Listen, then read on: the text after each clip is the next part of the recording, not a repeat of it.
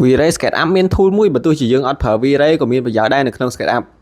បើអញ្ចឹងសម្រាប់ V-Ray 7.2 សម្រាប់ SketchUp ខ្ញុំបានដាក់ចូលទៅក្នុង Telegram ready ហើយអញ្ចឹងយើងអាចចូលទៅ download យកមក install បានហើយក្នុងនោះក៏មានរបៀប install ដែរអញ្ចឹងតាក់ទងជាមួយនឹង tool ដែលខ្ញុំគិតថាចាំបាច់ខ្លាំងសម្រាប់ខ្ញុំគឺ V-Ray utility នេះគឺសម្រាប់ចាក់ material អញ្ចឹងនៅពេលដែល symbol របស់យើងមាន material ចាក់នៅខាងក្នុងច្រើនតង់គឺយើងពិបាកយក material ពីក្រៅយកទៅចាក់លើវាអញ្ចឹងឧទាហរណ៍ថាខ្ញុំចាក់ស B1 ហើយខ្ញុំចុច A ហើយជាប់តែមកខ្ញុំ select មួយហើយខ្ញុំយកទៅចាក់លើ symbol តុកនេះគឺវាអត់ទៅមុខទេអញ្ចឹងតោះតែខ្ញុំចុច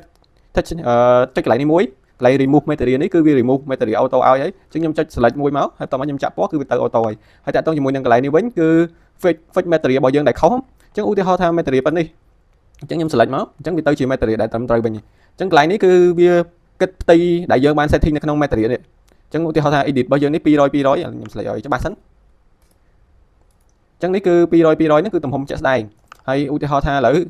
material នៅកន្លែងនេះខុសវាធំពេកអញ្ចឹងទំហំរបស់យើងគឺ200 × 200មិញអញ្ចឹងយើង select លើនឹងមួយមកអញ្ចឹងគឺវា auto វាកែ material ដែលធំជ្រុលឲ្យយើងហើយតាក់ទងជាមួយនឹងកន្លែងនេះវិញគឺវា predict ធំឲ្យ fit ជាមួយនឹង object របស់យើងអញ្ចឹងឧទាហរណ៍ថាខ្ញុំ select លើនេះមួយគឺឃើញ material របស់យើង hit ធំជាងមុនបើយើង select អានេះវាទូចហើយបើ select អានេះគឺវា fit ជាមួយនឹង material របស់យើងអញ្ចឹងឧទាហរណ៍ថា symbol របស់យើងគឺកៅអីប៉ុណ្នេះអញ្ចឹងយើងចុចទៅវាព្យាយាម fit ឲ្យពេញកៅអីមើលទៅឃើញរាងស្អាតជាងមុនអញ្ចឹងណាហើយតាក់ទងជាមួយនឹងចំណុចមូលនេះដូចគ្នាដែរមូលនេះគឺ fit ជាមួយនឹង world unit ຂະຫນາດទូទៅនៅក្នុង SketchUp ហ្នឹងហើយបន្តមកទៀតអានេះគឺវា fit ជាមួយនឹង symbol របស់យើងអញ្ចឹងឃើញវាមូលជាងមុនស្អាតជាងមុន